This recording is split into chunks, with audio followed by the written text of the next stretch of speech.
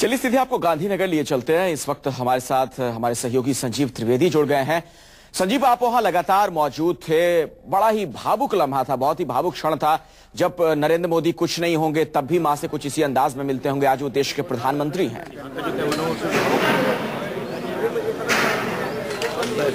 जी हाँ, देखिए यहाँ जो आया था वो दरअसल एक बेटा था, प्रधानमंत्री नहीं था। क्योंकि प्रधानमंत्री के साथ जो एक एसोसिएटेड कारवां होता है वो नहीं था।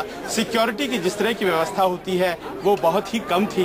और कुल मिलाकर ये मकान नंबर 5/1 सेक्टर 22 गांधीनगर का ये जो घर है, यहाँ पर एक बेटा अपनी माँ से अब से कुछ देर पहले मिलने आया। उसका जन्मदिन है और हाँ, उस जन्मदिन पर वो आशीर्वाद लेने आया था, जिस जन्मदिन को उसने खुद कहा है कि वो मनाना नहीं चाहता है क्योंकि एक भयंकर आपदा हमारे देश में आई है, जम्मू कश्मीर में आई है। और शायद यही वजह है कि हर बार माँ जब 100 रुपए दिया करती थी, इस बार उसने राशि बढ़ा दी है। 5001 रुपए दिए गए हैं, जिसे तत्क्षण उन्होंने जम्मू कश्मीर रिलीफ फंड के लिए दे दिया।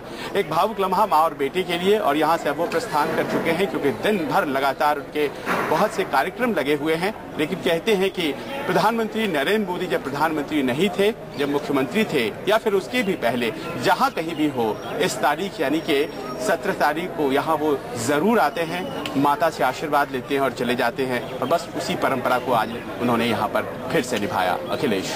संजीव, आप जहाँ पर मौजूद हैं ये नरेंद्र मोदी के भाई का घर है जहाँ पर उनकी माँ रहती हैं, हीराबा। जी बिल्कुल, आपको दिखाते हैं कि आखिरकार वो कौन सा जगह है और किस तरह से वो यहाँ पहुंचे। देखिए, ये सरकारी मुलाजिमों का एक ठिकाना है गांधीनगर में। यहाँ सरकारी क्वार्टर्स है और ये सामने नीचे का जो घर है 5/1 गुजराती में लिखा है, वो घर है पंकज मोदी का, जो कि मुलाजिम है गुजरात सरकार में। और देखिए, पड़ोसी ऊपर में वहाँ मौजूद थे, वो देख रहे थे। अभी बालकनी खाली है लेकिन दाएं बाएं चारों तरफ से लोग उन्हें देख रहे थे। सामने 2 कुर्सियां लगी थी जिस पर बैठे हुए हैं, वो कुर्सियां अभी भी लगी हुई है।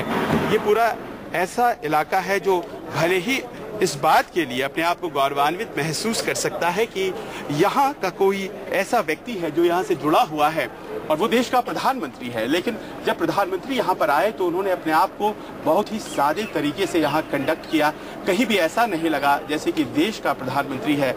बार बार इतना ही लग रहा था कि एक बेटा अपनी माँ से आशीर्वाद लेने आया है। और इस कार्यक्रम को तुरंत खत्म कर यहाँ से वो प्रस्थान कर गए और कुल मिलाकर फिर से उसी सादगी और उसी नॉर्मलसी को प्राप्त कर चुका है ये इलाका। अखिलेश। बिल्कुल संजीव, बहुत ही महत्वपूर्ण बात आप कह रहे हैं। सादगी शब्द का बार बार आप जिक्र कर रहे हैं और वाकई ऐसा लगता है कि नरेंद्र मोदी की माँ बहुत ही सादगी से रहती हैं।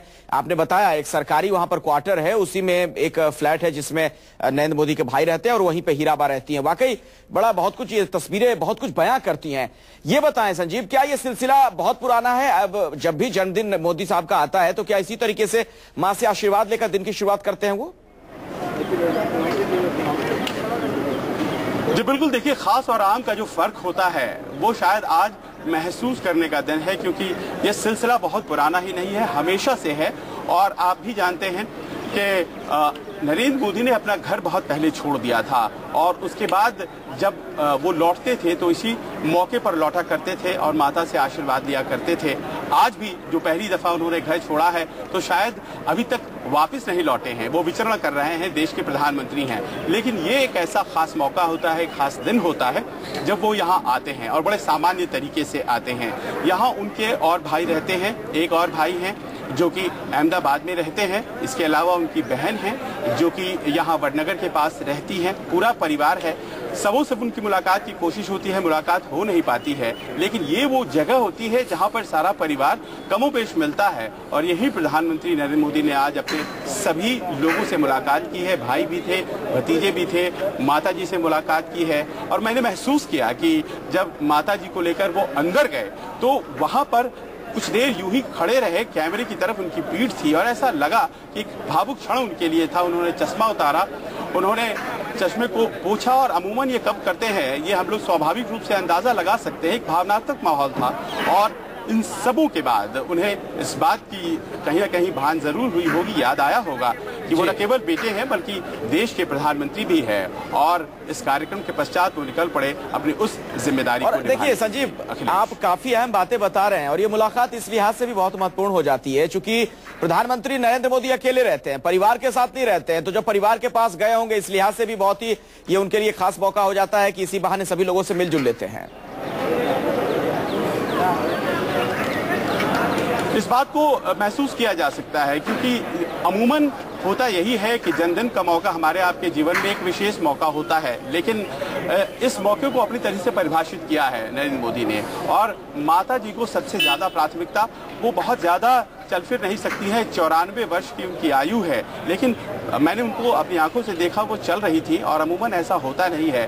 तो एक यूं कहा जा सकता है भाग्यशाली माँ और भाग्यशाली पुत्र, 64 साल की उम्र पुत्र की, 94 साल की उम्र माता की, और दोनों खड़े और दोनों एक दूसरे को एक निहारते हुए माता ने आशीर्वाद दिया, पुत्र ने आशीर्वाद लिया, और ये कुल मिलाकर के एक पारिवारिक माहौल में जिस तरह से चीजें घटित होती है और सामान्य तरीके की, और ये बात हमेशा से नरेंद्र मोदी की राजनीति को मदद करती आई है क्योंकि वो अपने आप को सामान्य लोगों से जुड़ा हुआ महसूस करते हैं, और एक वही मौका था और उसी मौके को एक बार फिर से यहाँ पर घटित होते हम सभी ने देखा।